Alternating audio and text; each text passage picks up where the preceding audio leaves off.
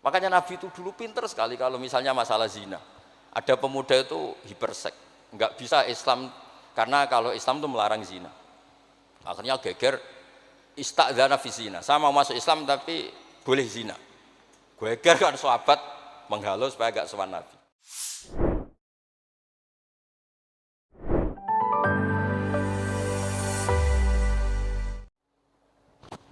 Assalamualaikum warahmatullahi wabarakatuh. Bismillahirrahmanirrahim. Nahmaduka ya ghafuru ya syakuru wa salli wa sallim barik ala sayyidina Maulana Muhammadin wa ala alihi washabihi asma'in amma ba'du. Teng ngersa para habaib, para ulama sedanten ingkang kula hormati wabil khusus teng pernah Pak D kawula Ki Haji Muhammad Idris Hamid ingkang sangat berjasa tadi menyelamatkan para pejabat diaturi teng dalem kalian Pak D Idris kersane mboten diamuk Pak Sukron. Niku tak anggap prestasi terbaik di hal ini. Terus kula siap jadi korban ngajak Mas Amak kalian Mas Aziz sing ben diamuk ben ono. Alhamdulillah wau diseneni kena khitab nahi mungkar sing kereng. Terus kula niku kadang-kadang nggih saged kereng, tapi kereng kula niku sisi ilmiah. Sisi ilmiah yang ekstrim. Jadi negara ini atau umat Islam ini enggak boleh dilatih, difasilitasi Gus Ipul. Nanti agama ini menjadi bergantung wali napa? Kota. Saya ingin agama seperti zaman Pak Hamid. Izzul mu'min qiyamuhu billail. Atau syaraful mu'min qiyamuhu billail wa izzuhu istighna'uhu anin nas. Terus sing teko dan tentang mriki nak bengi tahajud terus yakin sujud itu kenangan terbaik, aset terbaik. Sehingga jenengan ra perlu hasud, aku ra wali kota, aku ra kiai gede, aku ra mubalek populer karena sudah punya nikmat sing khairan minad dunya wa ma fiha. Dados mengke menteri keuangan nggih kepenak, menteri wados wau Masanas nggih kepenak, mergi mboten dituntut macam-macam. Orang asik dengan tahajud, dengan sujud. Tapi kalau masyarakat kita ndak asik dengan tahajud, ndak asik dengan sujud, penggaweane demo nuntut pemerintah. Dados solusi bangsa ini tidak sekedar pemerintah itu baik, pemimpin itu baik, tapi rakyat juga baik. Kula nate matur teng Ki Hasib putranipun bawah. Kebaikan konsensus itu dimulai dari kita. Misalnya barokahnya orang Indonesia itu sholat. Itu banyak orang yang punya anak cantik, itu dilamar orang kaya tidak mau, hanya karena yang kaya raya ini tidak sholat. Padahal kalau nikah sama orang kaya, ekonominya selesai. Padahal miskin sekali. Jadi rakyat itu pun heroik Gus Ipul. Demi cari mantu yang sholat itu direwangi, di mantu melarat, santri, mergo sholat. Sing lamar sugih mboten sholat. Nah kalau rakyat sudah punya konsensus gitu, mereka tidak akan milih pemimpin yang terkenal tidak sholat, apapun baiknya sosialnya. Sehingga tolok ukur kebenaran ini menjadi tolok ukur politik juga. Kan nggak mungkin masyarakat yang sholat terus nganggap pemimpin yang baik itu yang tidak sholat. Masyarakat kita anti zina, anti prostitusi, karena itu fahisyah. Sehingga juga tidak milih pemimpin yang punya perilaku seperti itu. Masyarakat kita humanis, menghormati hak-hak orang lain, hak buruh, juga tidak akan milih pemimpin yang jahat, yang sadis, yang macam-macam. Nah nilai bersama ini yang coba kita bangun. Tahu dawuh Pak Sukron bikin sakofa Islamiyah. Sehingga ini dimulai dari kita. Kemudian barokahnya ilmu, kalau kita sudah senang sujud, saya punya banyak hadis diantara dijelaskan setan itu paling menangis kalau melihat orang mukmin sujud. Kata setan itu, gara-gara sujud saya dikeluarkan dari surga karena menolak sujud tadi. Kula niku Mbak Idris nate teng beberapa daerah yang luar biasa susahnya. Niku barokah mboten bergantung wali kota Pak Ibu. Kula dadi kiai gede paling nyesal itu satu. Kiai-kiai kecil itu di daerah-daerah tertinggal itu mendirikan masjid. Kiai nak pun gede kados kula diundang ning masjid disangoni kas masjid. Wong niku nyesal kula teng Pangeran Montek Kamen. Sing kiai cilik melarat muassisul masjid, banil masjid, sing kadang kiai gede kados kula disangoni dhuwit kotak masjid. Lha sing kiai cilik iku gawe masjid, sing kiai gede entuk kok masjid.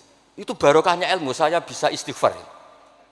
Kalau saya tidak punya ilmu seperti itu, tidak punya ilmu warok seperti itu, mungkin bangga. Untuk sanggup kok kotak masjid niku bangga. Jadi saya mohon dah dilatih. Keilmuan itu dilatih. Sehingga barokahnya itu juga nura yamsi bihi finnas. Allah tidak ngendikan nura yamsi fil madaris wala fil muassasah wala fil masjid, tapi yamsi bihi finnas. Teman-teman kita yang di Taiwan, di Amerika, di Eropa itu di Indonesia dilatih sujud, dan sujud itu jadi kebutuhan. Mereka mahasiswa, mereka pekerja, mereka pejabat. Kepikiran kalau di Korea ada masjid, di Amerika ada masjid, di Eropa bikin masjid, bikin komunitas pendidikan.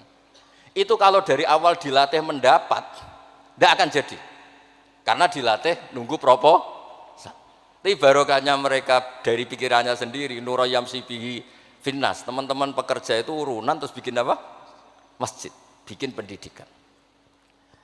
Ya, terus target kula, target saya itu kepengen tiang Islam niku punya nurayam sibihi finnas. Mereka tersiksa kalau di komunitasnya itu tidak ada tempat sujud.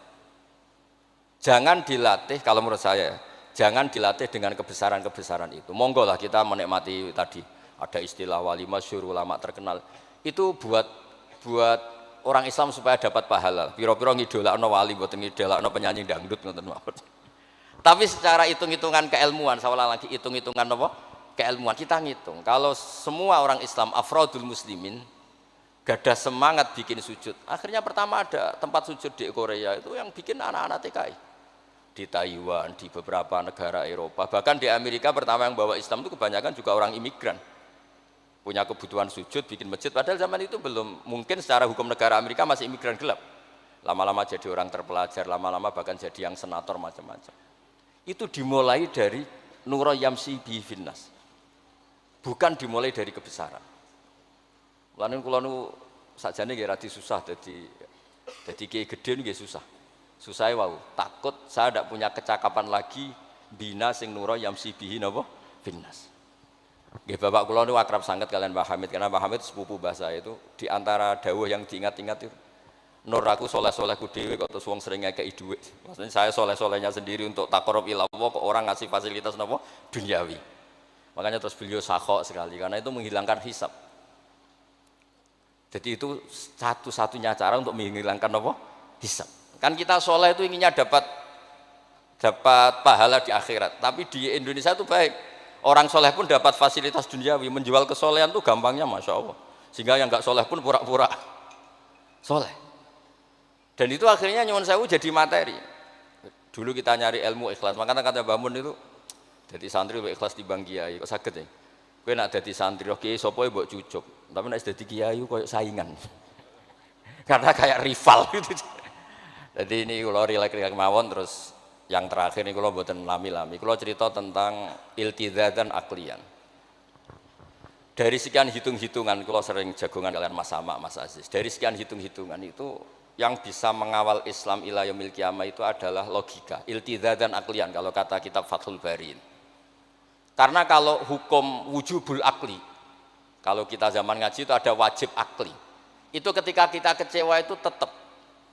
Misalnya saya didik Mas Aziz dengan gaya sosial. Sekali ada orang yang lebih sosial, saya ditinggalkan. Saya didik masyarakat, sekali beda pilihan pilpres, saya juga ditinggalkan. Karena ini urusan sosial. Tapi kalau dididik iltizatan aklian, ini kata kitab Fathul Bari, orang itu tidak bisa mengelak. Karena cocok tidak cocok, logika itu tidak terbantahkan. Ya tadi saya kemarin ngaji di sini juga cerita, kenapa ada syahidallah annahu la ilaha illallah satu wal malaikatu wa ulul ilmi qaimam bil qist. Kesaksian itu hanya ada tiga. Satu kesaksiannya Allah tentu gak tertandingi. Kedua kesaksian malaikat karena melihat langsung surga dan neraka. Ketiga kesaksian ahlul ilmi. Berarti dari unsur makhluk itu nomor satu itu ahlul ilm, ulul ilm. Imam Amudi ketika ditanya, kenapa kamu bisa yakin kalau Allah itu ada? Ya jawabannya gampang, hadhil makhluqat maujudah. Ini makhluk ini maujud semua. Bagaimana maujudat khalaqahal adam? Bagaimana sesuatu yang maujudat kemudian penciptanya adalah nihilisme, sesuatu yang tidak ada. Sehingga Jubair bin Mut'im ini pemikir Arab top. Ketika Nabi baca surat Tur di antara ada ayat am khuliqu min ghairi syai'in, dia langsung Islam. Masa hadhil maujudat khalaqahal adam? Masa yang maujud diciptakan yang tidak maujud? Itu tidak masuk akal. Kemudian ada Sulhul Hudaybiyah. Sulhul Hudaybiyah semuanya merugikan Islam. Sampai Sayyidina Umar protes, alasna bi Rasulillah, alasna alal haqqi wa hum alal batil. Umar itu protes karena di antara perjanjian Hudaybiyah itu kalau orang Islam masuk kafir dibiarkan. Kalau orang kafir masuk Islam balikan. Semuanya merugikan Islam, tapi Nabi mau saja. Nabi hanya minta satu hal. Ketika Sulhul Hudaybiyah enggak ada perang, orang boleh mendiskusikan Islam.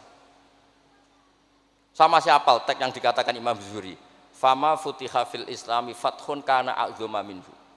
Innama kanal kital haisul taqon nas. Falamma kanatil hudnah wa wadu'atil harbu auzaruha wa amana nas ba'duhum ba'du. Fatafawadu fil hadis wal munazaah falam yukallam ahadun bil Islam yaqilu syai'an illa dakhala fi. Kalau bawaan orang perang itu inginnya menang. Abu Lahab, Abu Jahal kalau perang inginnya menang. Sahabat sendiri perang inginnya menang sehingga tidak ada diskusi. Sebetulnya Tuhan itu siapa? Yang pantas jadi Tuhan itu siapa? Tapi ketika Nabi minta, oke, kita tidak perang 10 tahun, oke, semua perjanjian saya rugi gak apa-apa, tapi orang boleh diskusi Islam. Akhirnya dibanding-bandingkan. Abu Jahal bin Muhammad itu bener di.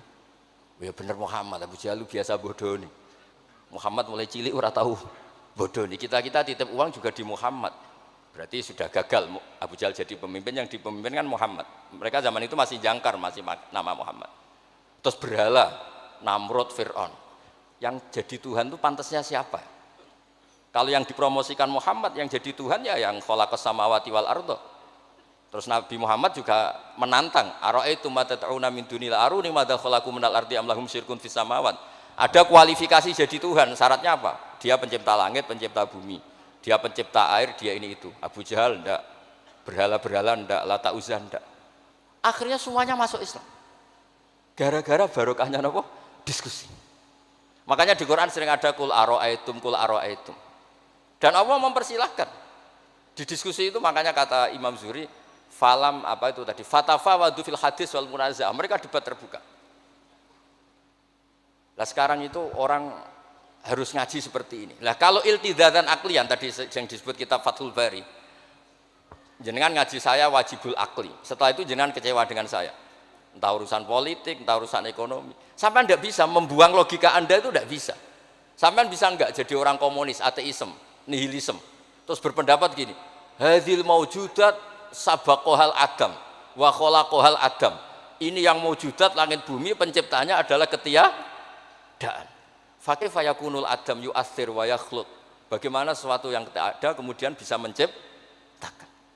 Jadi akhirnya paham nihilisme ini hilang. Barokahnya ya kayak Indonesia itu.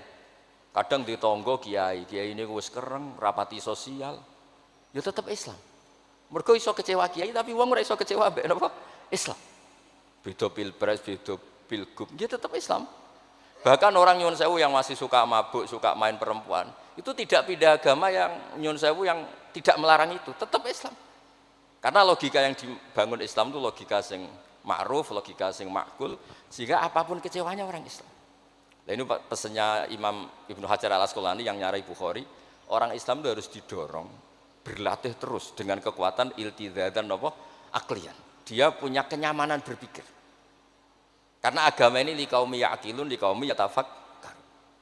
Makanya dulu Nabi itu urusan sosial pun tuh Nabi kalau ngendikan itu mesti dilogika. Misalnya begini, ini yang urusan tauhid sudah sering saya jelaskan. Sebelum urusan sosial saya cerita Imam Tauhid.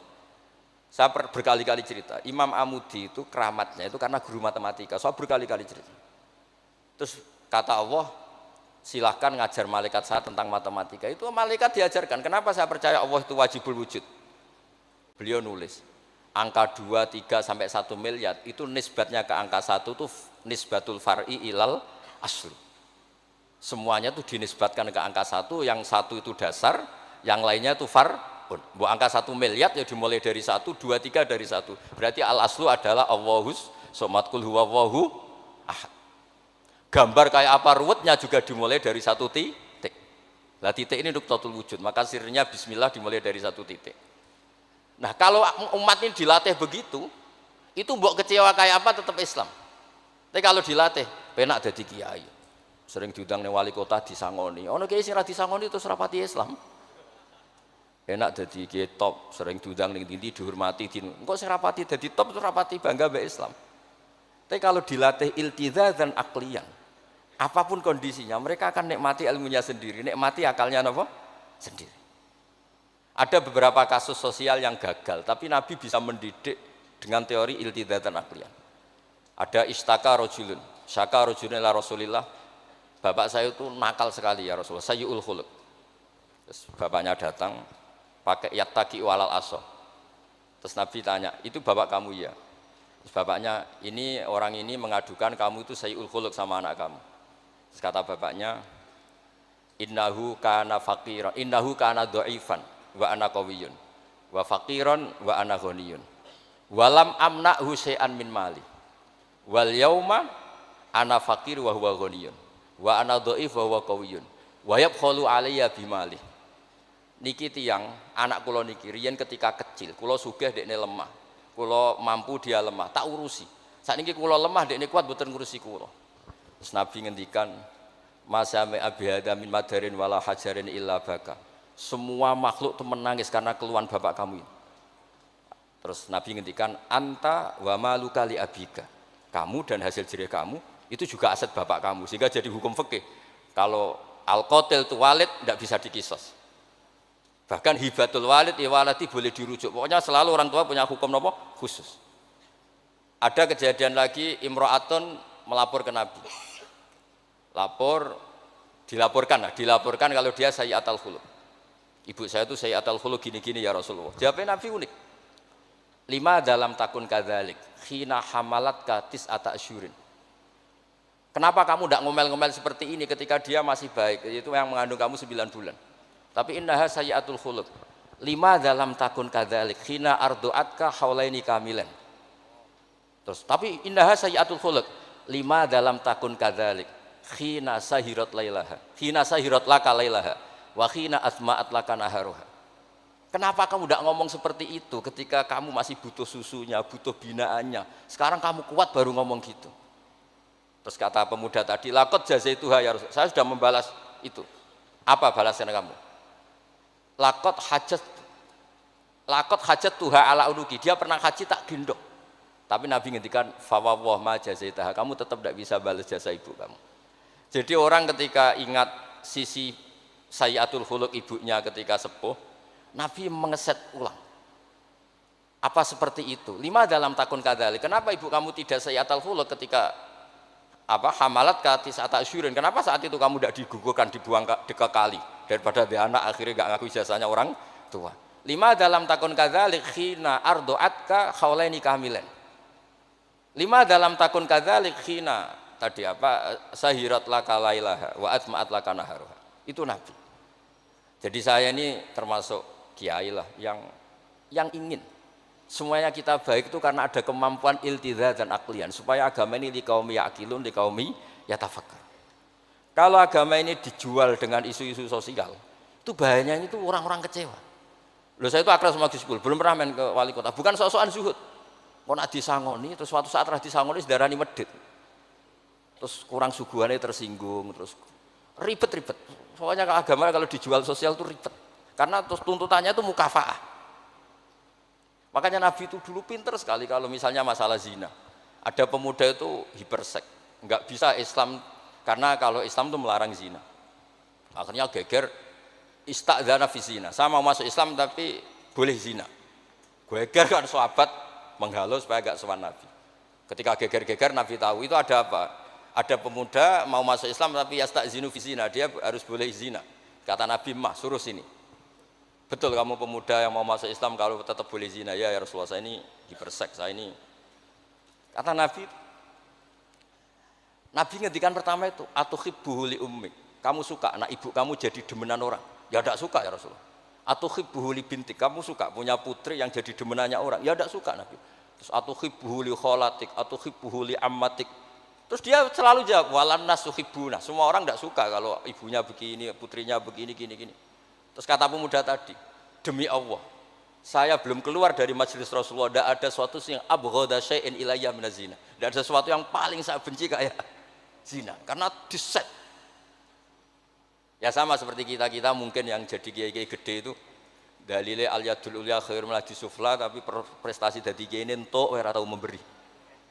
Ya sama seperti yang dawuh Pak Sukron Makmun. Dulu kiai-kiai dulu itu berjasa, sekarang kita itu makan apa? Jasa.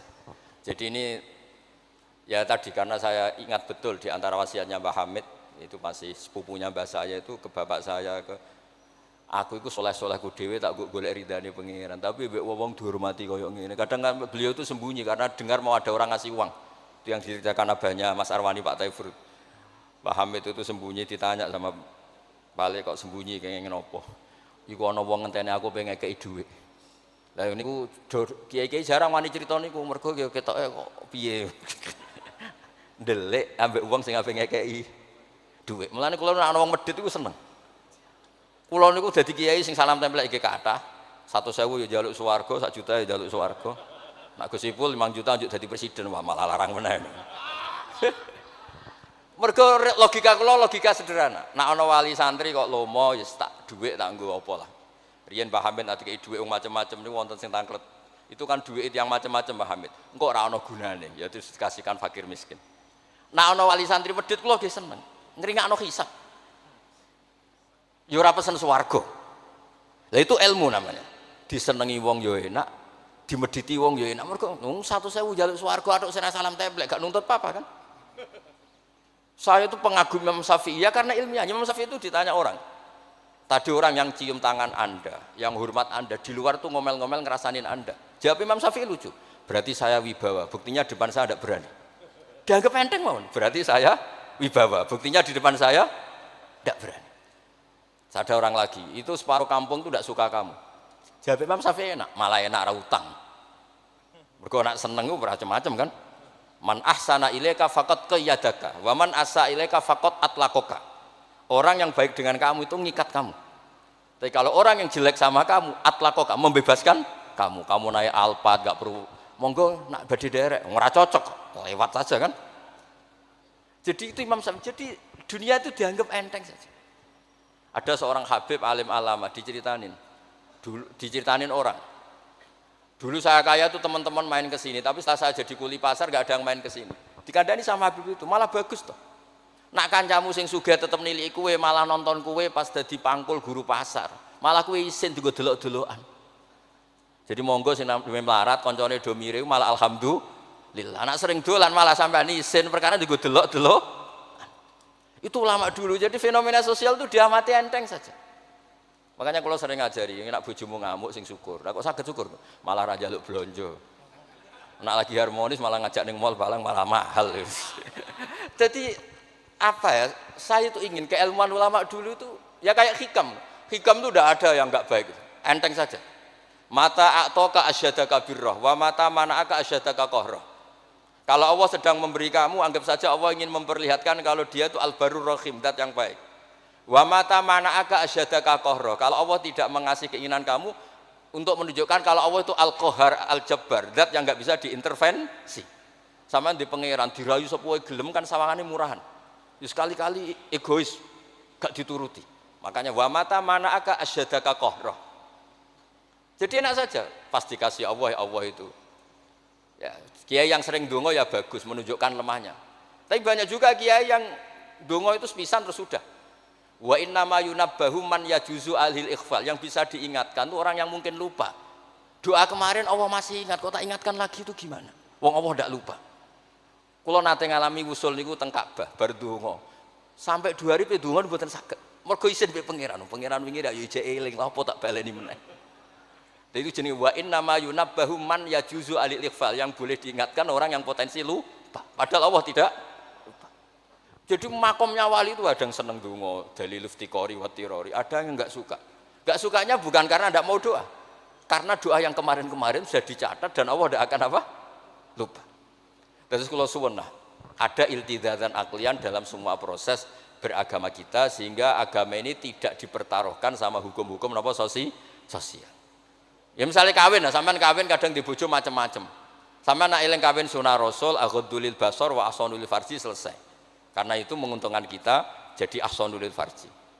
Bisa mengekang kita dari zina. Tapi kalau sampean kawin nak bojone ramah seneng, nak bojone sayang seneng. Padahal ora pati sayang, kan sering kecewa. Mulang juga gitu kata Mbah Mun, kowe mulang niati merintahi pangeran. Jadi santri paham ra paham ya seneng. Tapi nak sampean mulang kepen paham no jebule santrimu ora paham. Kan gelok. Nah, Islam itu kata Imam Fathul Bari tadi, orang Islam itu harus dilatih iltiza dan aklian. Terus kata beliau, itu yang yu'abbiru anhu syari' bi halawatil iman. Itu yang dimaksud salasun mangkunna fihi wajada halawatal iman. Nikmatnya iman itu karena kita sudah menemukan apa iltidzadzan aqliyan.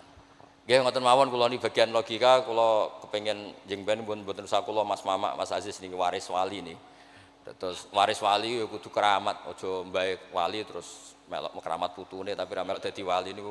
Wingi mun kula sukani kitab Khilatul Auliya dadi tak daftar. Niku 8 jilid. Niku belajar sak jilid mun dadi wali. Napa malih nak 8 napa? Jilid. Iku saged bersaing kalian bae niku. Nah. Terus sama-sama kalau sukani kitab Ithaf. Kitab Ithaf itu kata Mbah Mun seneng cerita kitab Ithaf. Dikarang Sayyid Zabidi, Murtada Zabidi. Itu kalau Mbah Hamid Pasuruan, misalnya Mbah Hamid, Mbah Dimyati, terus Mbah Mahfud, Mbah Abdullah, Mbah Abdul Manan, ini awaluman lazama min ahli Jawa nih Sayyid Sinten Zabidi. Dan kitab Ithaf itu Masya Allah, belum ada kitab nyarai Ikhya sampai 800 tahun kalau nggak 700 tahun. Kan Ithaf itu sekitar tahun 1300 Hijriah, Ikhya itu sekitar tahun 500 sampai 600. Niku nak nyarai itu semuanya ilmiah. Yang paling saya haru itu ini sebagai penutup. Yang paling saya haru itu ketika cerita sholawat. Nabi jadi nabi itu setelah Isa dituhankan oleh penggemarnya, sampai overacting sampai Nabi Isa itu dituhankan.